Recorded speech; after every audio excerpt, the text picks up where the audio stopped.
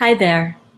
My name is Dr. Andra Brill, and I'm the founder of HappyMindfulFamilies.com. And I'm so excited that you're here today and that you're willing to share some of your precious time with me. Today, we're going to talk about calm and confident parenting. 3 steps to keeping your cool when your kids are losing theirs. Let's jump right in. Here's what we're going to do today. We're going to begin, I'll tell you a little bit about myself. And then we'll talk about we'll spend most of our time today talking about a framework for building confidence and connection. And I call it the 3 threes of staying calm. And I'm a huge fan of practical strategies. So my hope for you is that by the end of our time together, you will really have a sense of, and you will have some new strategies to add to your parenting toolkit.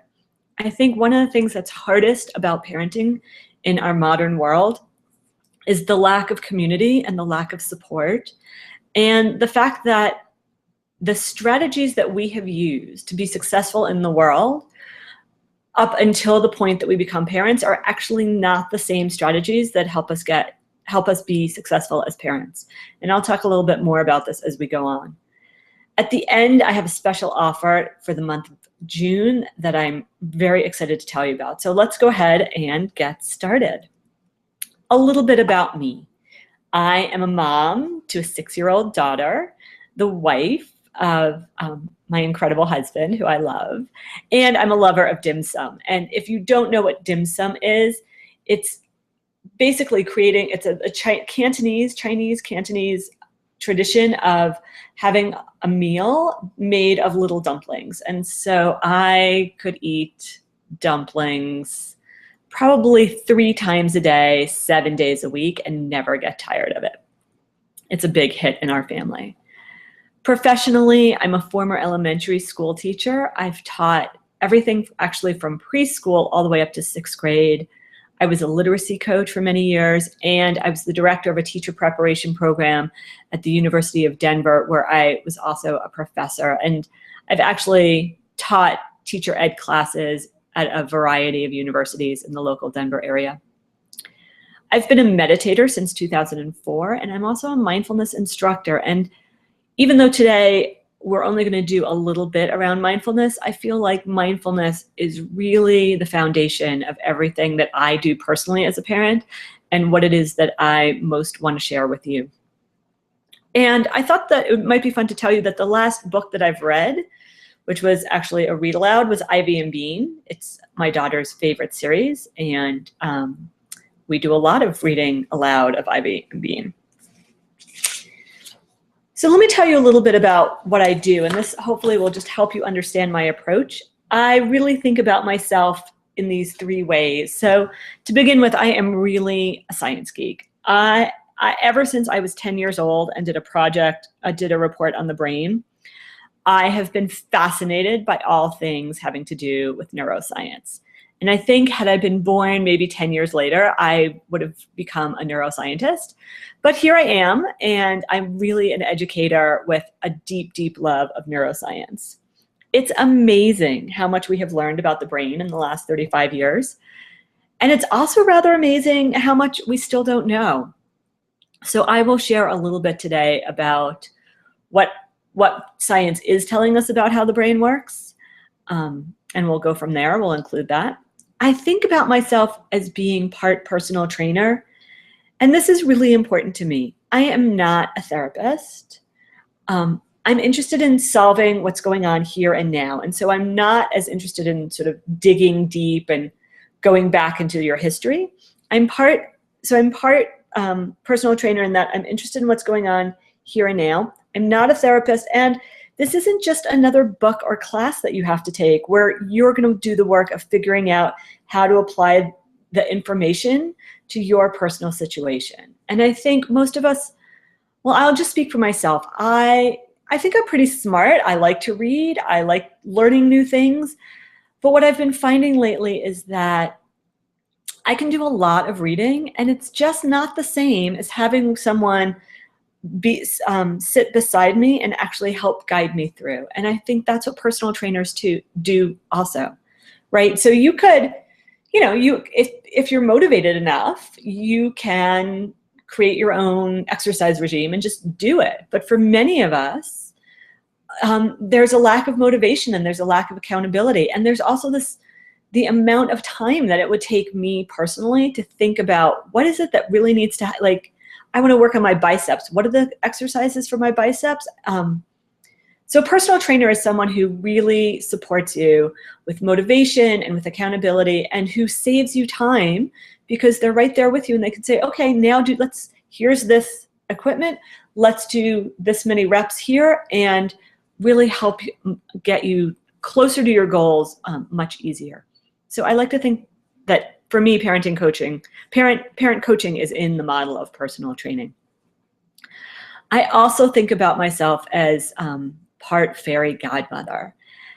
And while in the past I talked about being a fairy godmother, I think sometimes we just wish there was someone who would just come. So sometimes we feel a little bit like Cinderella, like we're all alone and isolated and nobody really understands or gets us, and we're just being left out of what it is that we really want to do. And it's in those moments that I know I wish I could just pick up the phone and call someone. So I actually want to be that person. I want to be the person who you call who can just bring a little bit of magic and say, hey, here's a solution to what's really driving you crazy right now. So the other thing that I think is really important to know is that I think there's a huge difference between offering knowledge and information and actually building capacity.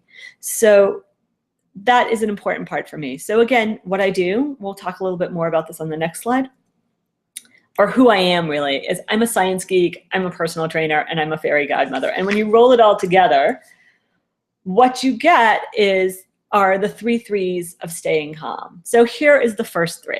The first 3 to know is that there are 3 things that we're going to cover today. This is really how I do what I do.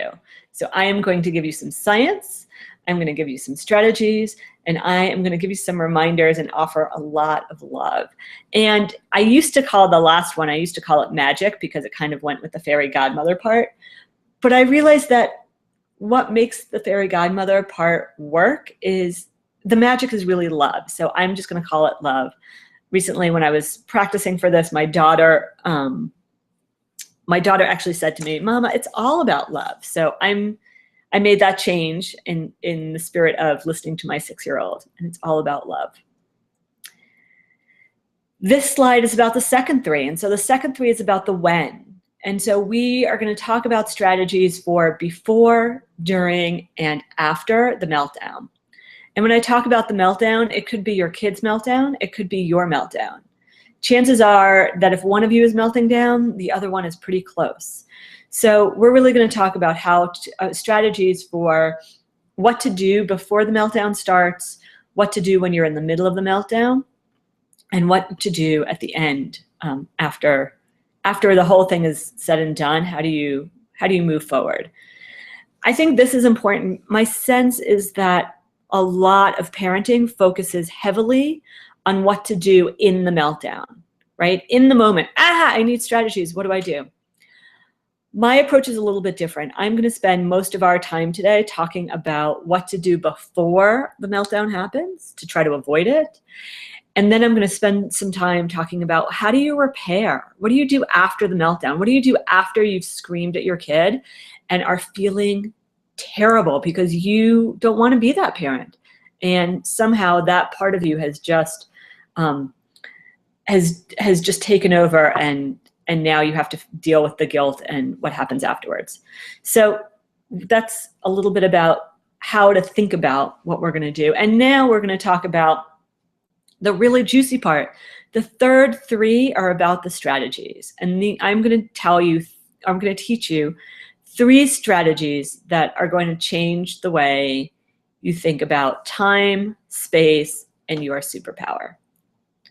So, yeah. So this is really going to be the meat and potato part. And my hope is that at the end of the webinar, you will actually have these 3 strategies that you can go and try right away, and then get back to me and let me know how they work. Before I actually get into the science part of this, which is where we'll begin, I want to be really clear about my assumptions. And so this is a little bit about what I believe is really, really important. So number one, I think children want to belong. I think, and I honestly believe that behind all of our children's behavior is the idea that children want to feel connected. As adults, as the grown-ups, we're the ones who get to choose whether we react out of habit or we respond with intention. And because we live in a super fast-paced world, it's really common. It's actually what we do is we just react. And I'm going to hopefully teach you some strategies to help you respond so you can choose how it is you want to engage with your kid before the meltdown gets to full tilt. Here's another thing I believe. I believe that parenting is really hard work. And I believe it's hard work whether you have one child or two children or 3 or 4 or 5 or more, whatever it is, whether you're a single parent or have a great partner, parenting is hard work. And it's important to remember to nurture ourselves so that we can nurture our children. Recently, I was listening to Brené Brown, who talks about the gifts of imperfect parenting.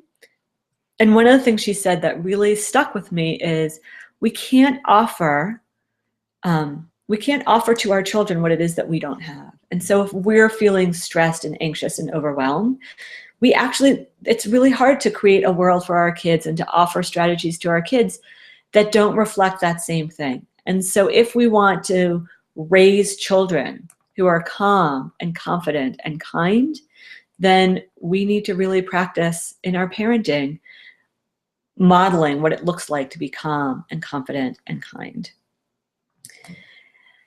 And I'm a big fan of unconventional wisdom. And the reason I call it unconventional wisdom, what I mean by this, again, is this idea that all the wisdom and all the strategies that have led us to be successful up until this point are actually not the set of strategies that we need to be successful as parents.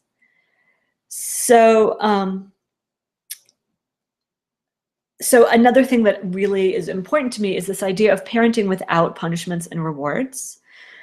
And so the question is, how do you create new parenting habits for yourself so that you are really responding with intention instead of reacting out of habit?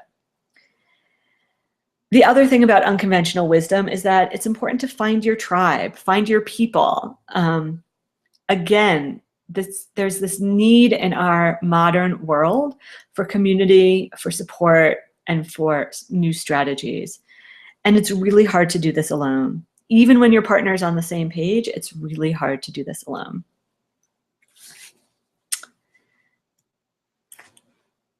Let's talk a little bit about the science. And it should say the science of the meltdown.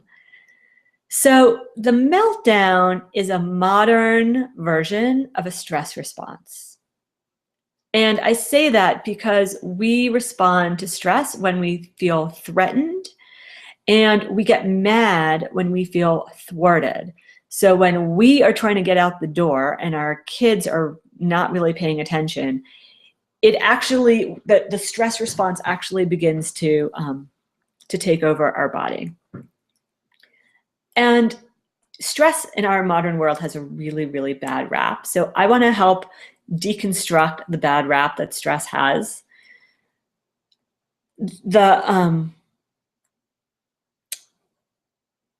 The problem with stress is that we tend to think of it as being really bad. We know that too much stress is bad for our health. It's bad for our emotional well-being. It creates stress. It creates anxiety. People suffer from insomnia. And there are all sorts of reasons to want to be less stressed out. All of that is true. And I just want to remind everyone that we wouldn't actually be here. I would not be sitting here. You would not be listening if stress was not part of the human experience. So imagine way back when our ancestors were running around with spears in their hands, and an animal, let's say a tiger or a lion. So you saw an animal that was dangerous, that was going to attack you. the fact that that we actually have the stress response is what keeps us alive. So it means that when we see a threat, our bodies automatically go into this mode to protect us.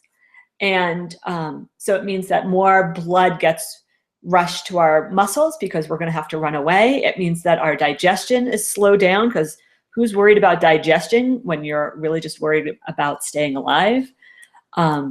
Our breathing gets rapid because we want to take in more oxygen, again, to help our muscles move. So there are all these different physiological responses. And all of this happens in the brain. So I'm going to give you a very brief, superficial explanation of how this happens in the brain. So let's take a look at that picture on the bottom. And if you would, just imagine that in the center of that brain, there is a tiny little part of the brain called the amygdala that is shaped like an almond. And the amygdala has one job. The job of the amygdala is to ask the question, am I safe? So as you're going through your day, the amygdala is doing its job, is just saying, am I safe? Am I safe? If the answer is yes, fabulous. Then the front part of your brain, the prefrontal cortex, which on this picture is on the left side, and the left side of the picture, and that is the part of the brain that really just sits right behind your forehead. The right side of the picture, so this is a side view just to make sure, the right side of the picture is actually the part of the brain that is in the back of the skull. But putting our attention to the prefrontal cortex in the front of the brain, when you're walking around and the amygdala asks, am I safe? And the answer is yes, then all the messages get to go, that the brain collects, go to the prefrontal cortex, and the prefrontal cortex can do its job, which is really about problem solving, making good decisions, delaying gratification, navigating interpersonal relationships. All those things, what are called the executive functions, happen in the prefrontal cortex when everything's going well. On the other hand, if we're walking through life and the amygdala is asking, am I safe? And the answer is no, then what happens is something that is referred to as the amygdala hijack. And the reason it's called the amygdala hijack is because when we are in fear of our life, and or when we have the sensation that we are being threatened or thwarted, the amygdala then shuts down the messages going to the prefrontal cortex. And so instead of having access to rational thinking and making good decisions, instead of that, we go into this automatic stress response, which again, our body, when you're thinking about life or death, your body really only needs a few choices. So instead of thinking about like all these great choices that you might have, suddenly you only have a few choices. And this is true whether you are facing a tiger, or it's also true when you're parenting and you start to get really, really triggered and upset. So we're going to talk a little bit about what happens when we lose our temper, when the meltdown happens. We're going to talk about the before, the during, and the after.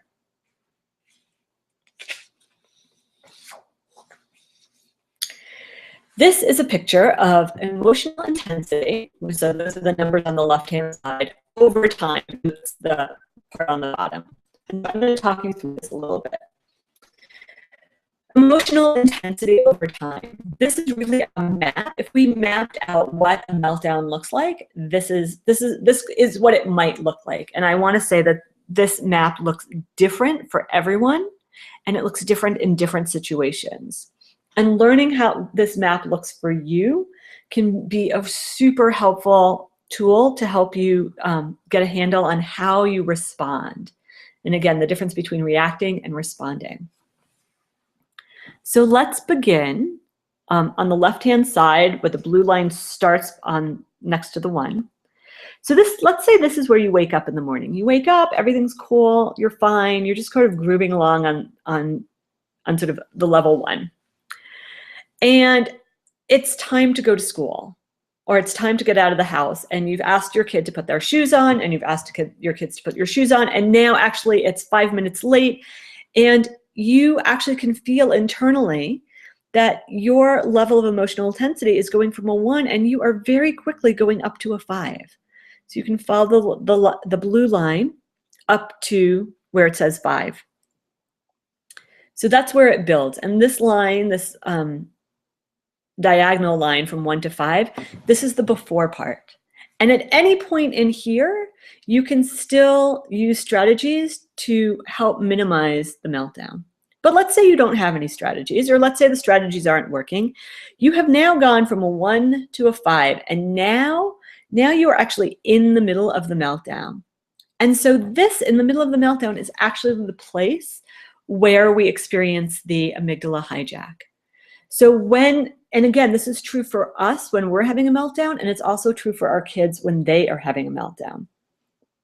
So when you are at a 5, hypothetically, when you're at a 5, you actually don't have access to your executive functioning. You don't have access to really good problem solving, or to a variety of choices, or to delayed gratification, or to being able to really think about how to stay in relationship. When you're at a 5, your body is concerned about fight or flight. Your body is concerned about survival, and you just don't do your best thinking. So here's the thing, when you're in the middle of it, the best thing you can do, and we'll talk about it, is to stop and notice. And whenever you stop and notice, it's to really stop and take care of yourself first, slow yourself down first, and then engage with your kid. So we have the before part, we have the during part, and then you'll see that there's this little slanted line that goes from the 5 line down to the 4 line. And that little slanted line is actually really important. And it's important for yourself, it's also important for your kids, because that's the place where you actually start to come back down. And when you're in that part, you can still feel really heated. You might actually start to feel really sad, or really guilty, or really embarrassed about either your behavior or your kids' behavior. But that's a really important little place. And then from there, we go from the 4 and we go back down to the 1. And you'll see that the bottom, the overtime part, I didn't really put any markings, because this whole process can happen in a matter of minutes. It can happen over hours or days or weeks. And some people actually, it lasts for a really, really long time. So again, the before, the during, and the after is really I wanted to give you a visual look at what it is that we're going to talk about. So I hope this is helpful. I'm going to take a little drink.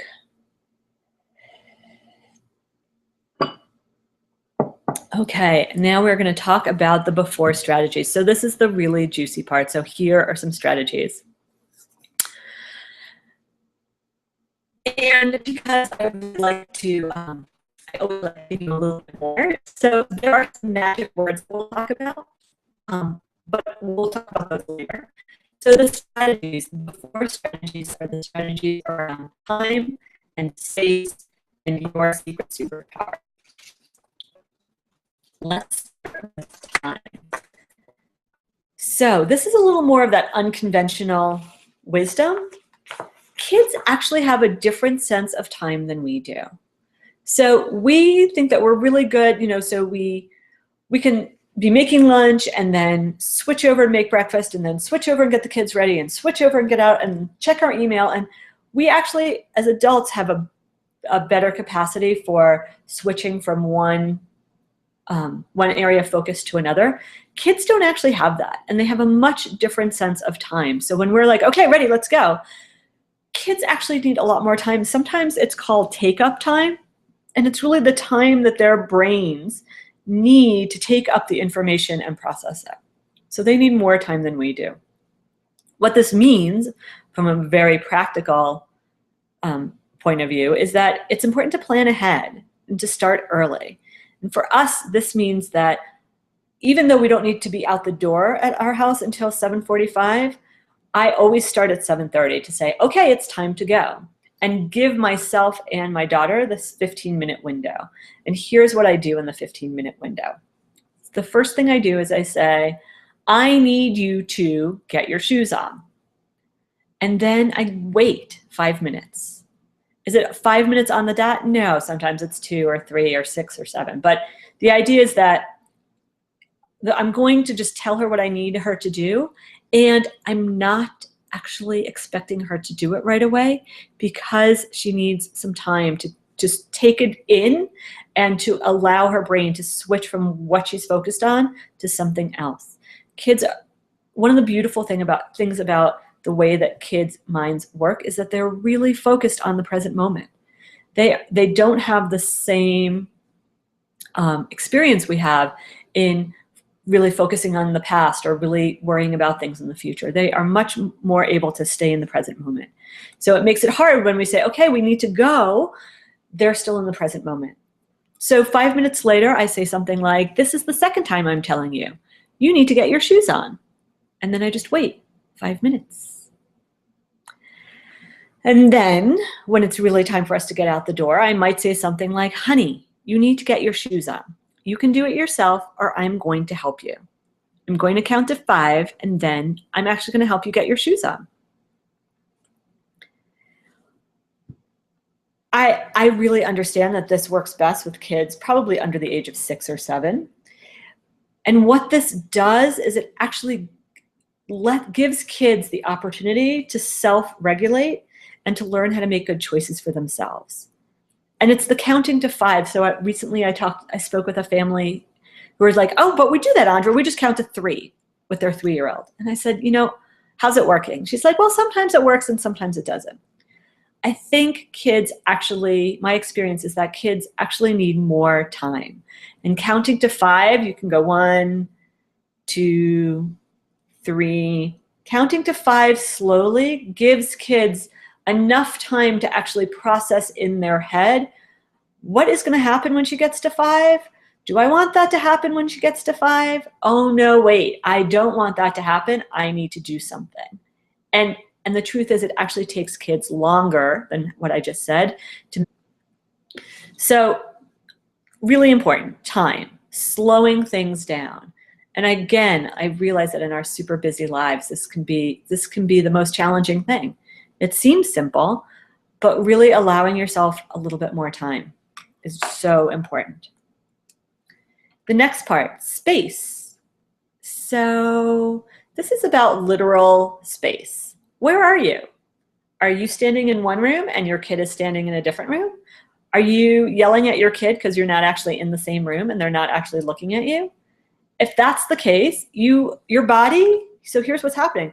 Your body is already gearing up for the stress response because you're already yelling, you're taking in a deep breath, your energy is such that you're already sort of tensing up a little bit. So it's very different to notice where you are and where your kid is, and before you actually start to raise your voice, move. Walk over to your kid and get his attention. Look at him.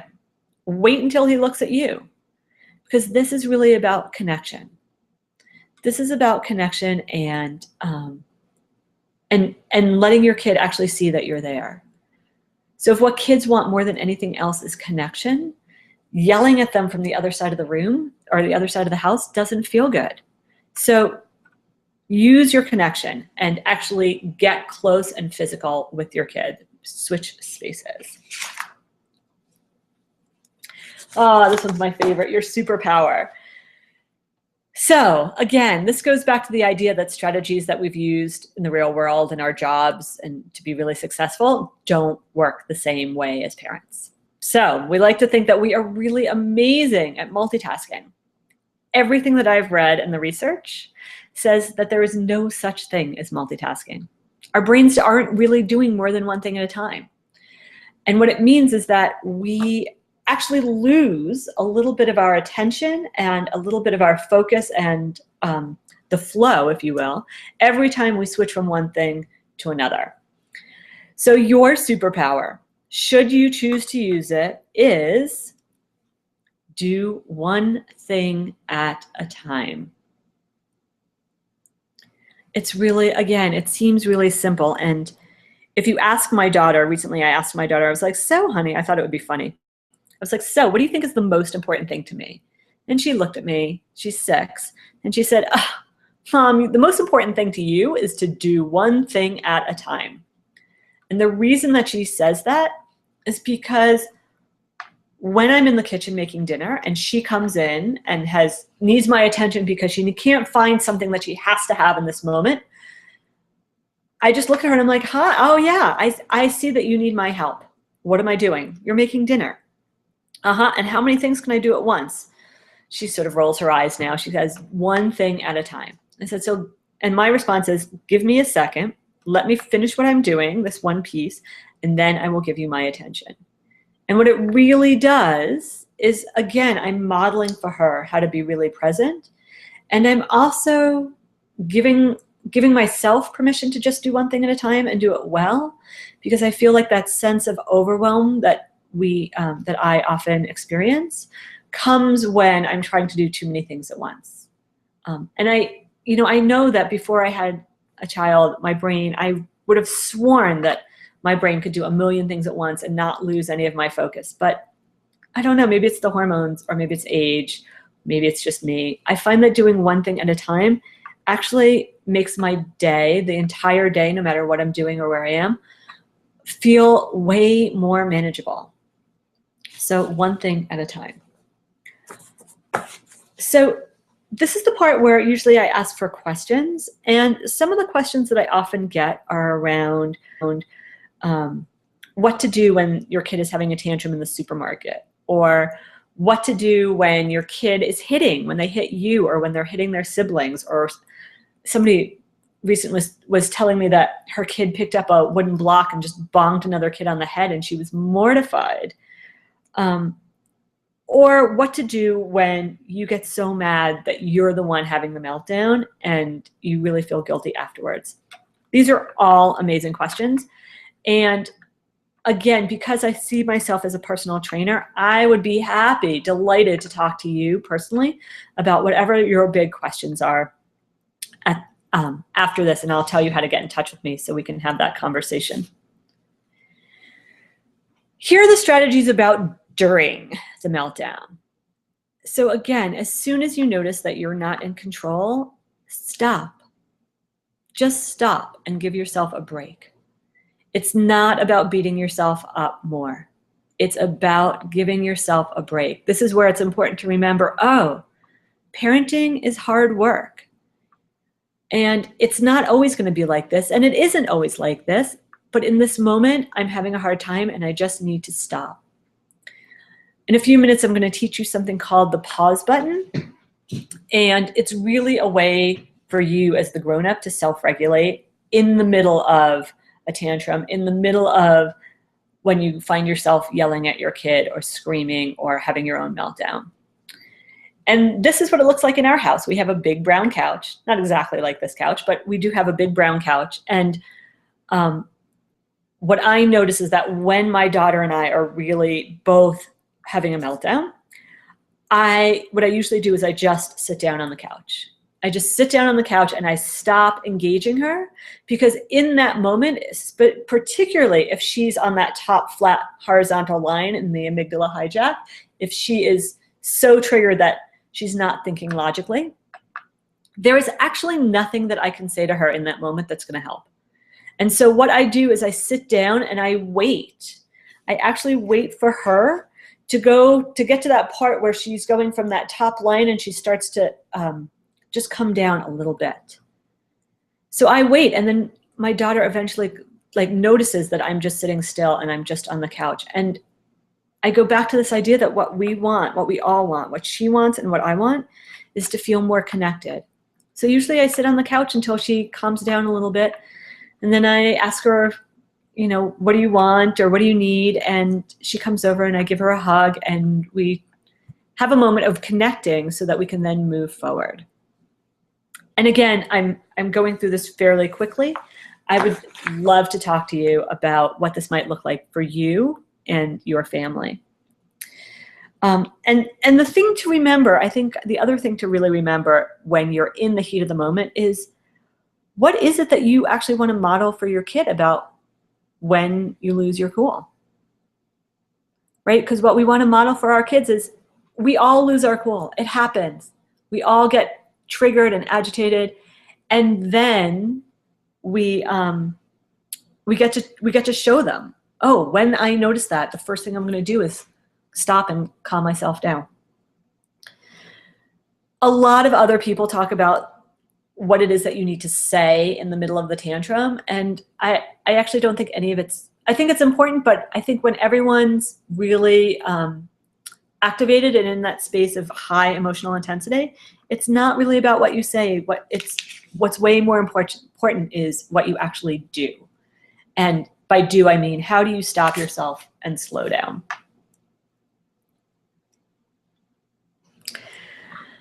So you have had this rocky morning. Maybe I'm just thinking about what happened recently in my house. My daughter had this huge fit about me not going upstairs with her to change her shirt. And I didn't want to be manipulated in that moment. And I just didn't want to go upstairs. And she just had a total, complete tantrum. And then afterwards, I sat down on the couch. And then we had this, then, you know, she started to calm down. And then comes the really, again, to me, this part, what happens after the meltdown is actually the most important part. So it's not about shaming your kid, and it's not about trying to teach them anything. Well, it is, but it's not about trying to teach them a lesson. After the meltdown, here are the 3 important things. You want to repair with your kid, and to do that, you connect with them, and you teach them not through your words. You teach them through your actions. So it's good to remember that your kids may be freaked out if you just screamed at them. They might not even be showing it, but it's very possible that they're freaked out. They're worried about their connection with you. And there's this fact that losing control can be really scary. So whether they're the ones who just had the meltdown or whether you are, it can be scary. And so it's important to think about safety, right? So what needs to happen now for everyone to feel safe again? And what does repair look like for you? In our house, these are 2 really important questions. Are you okay? And what do you need? And I can ask these questions of my daughter. And then when she does things that, when she loses her cool, she can ask me, are you okay? And what do you need? And what I love about these questions is the fact that that they really, they foster connection. So it's not about I'm sorry, because that's really still all about me, and I just say it whether I feel it or not. It's about we're back in connection. Are you okay? And what do you need? And the answer to what do you need could be anything from I need a hug to I need some space to I need a snack or I need to get out the door. So I just want to put this chart up again briefly. Again, this idea that we go from the 1 on the left-hand side up to the 5, that's what happens before the meltdown. From the 5 going across horizontally, that's where our brains, where we no longer have access to the prefrontal cortex, to our decision-making and problem solving. And then the little line from 5 to 4, when things start to calm back down again, and the after. And so there's this whole, how long this takes varies from person to person. And you want to wait till you're all the way back down at the 1 before you try to do the after repair parts. So here are the magic words that I promised you.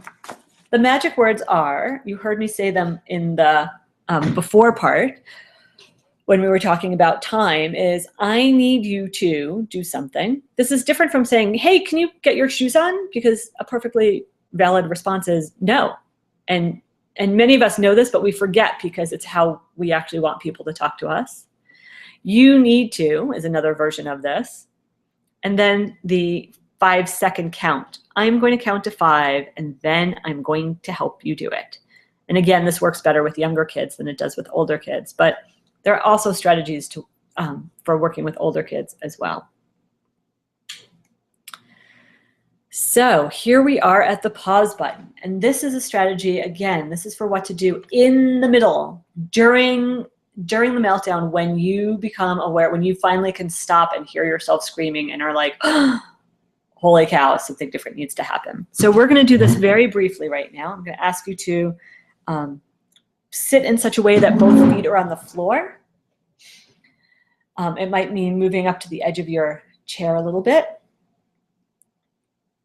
And sitting in a way, that was a nice long pause, sitting in a way so that you feel your upper body is dignified, and yet at the same time relaxed. So allowing your shoulders to relax, allowing your elbows to relax. You might want to put your palms on your lap. And if you'd like to, you can close your eyes here. And if you choose to keep your eyes open, I always suggest just finding one spot to let your gaze gently rest. So it's not about looking around, it's about letting your gaze gently rest. And taking a moment here, wow, I'm going to really slow myself down. Taking a moment here to just feel the chair supporting your body. Notice where your body is making contact with the chair. Notice where your feet are making contact with the floor.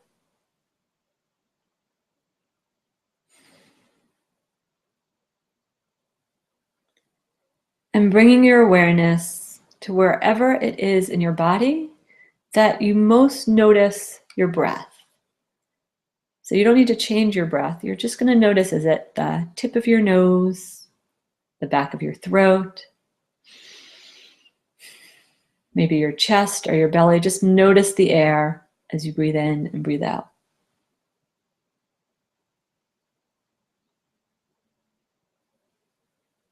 And now I'm going to invite you to take 3 deep, slow breaths. Breathing in all the way down to your belly and filling your torso from the bottom to the top as though you were filling a glass of water with your inhale. And just taking a moment to pause at the top of your inhale. And then being intentional about where the exhale begins and slowing down your breath as you exhale. Slow. There's no rush.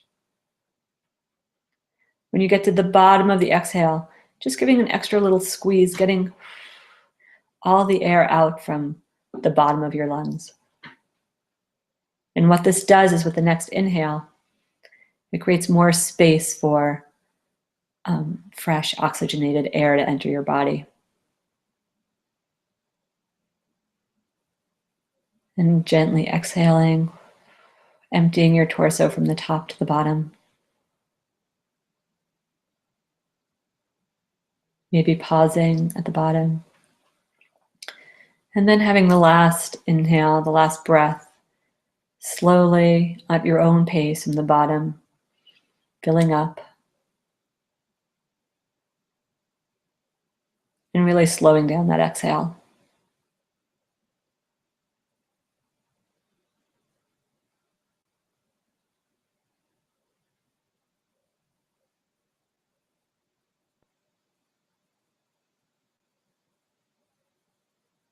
And at the end of your next exhale, allowing your body, allowing your breath to return to its normal rhythm.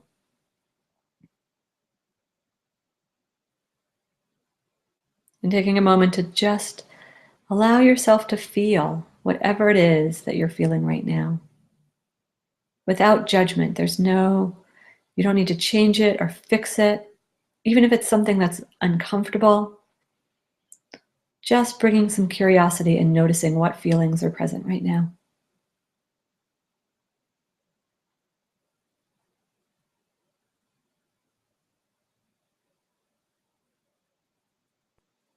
Noticing the physical sensations in your body.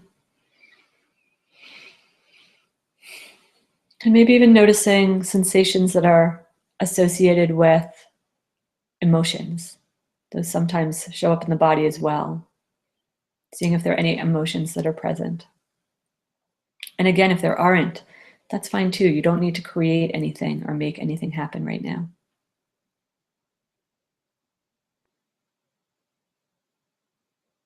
Noticing your thoughts, and not the quality, not the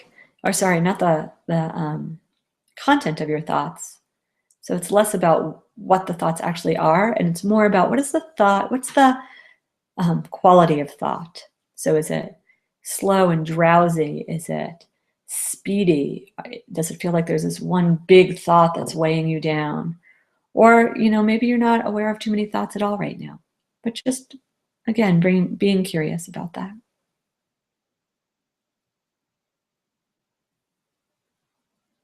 Bringing your awareness back to the sensation of your body touching the chair and your feet on the ground. And as you're ready, very gently opening your eyes, letting them sort of float open and coming back to the space. And just taking a moment to notice, what was that like for you? How was that? So here are the directions for the pause button. I probably should have done that before I started because I feel like I was so speedy for the first part of this. But again, in the heat of the moment, the most important thing is to notice and stop. And you can always, wherever you are, just feel your feet connected to the ground and take 3 slow, deep breaths. Again, there's plenty of data to show that taking 3 slow, deep breaths actually changes our physiology. It sends a message to the amygdala that we can actually start to calm down. So what we did a very brief check-in. We checked in with what we were feeling, any emotions, and our sense of connection. And the other thing to remember is to just stay curious about what you notice without making judgments. There's no such thing as a bad thought. It's actually just what our minds do. So this is a really important piece.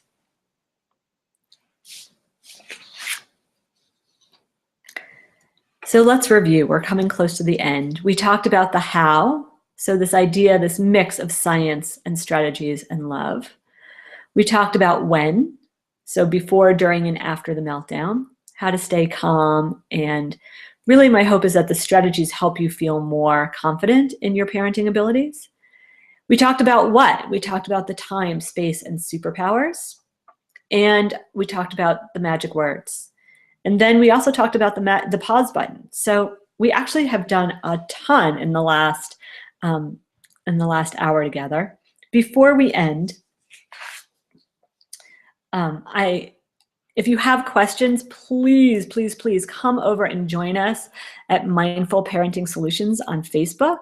Again, the group is called Mindful Parenting Solutions, and you are welcome to join us and post any questions, or you can also just email me directly if you'd rather email me directly. What I'd like to share with you, if this is something, if you have really enjoyed this last hour, I'm so excited to be starting a very small, limited support group. It's a support group. I'm calling it the Happy Mindful Mastermind.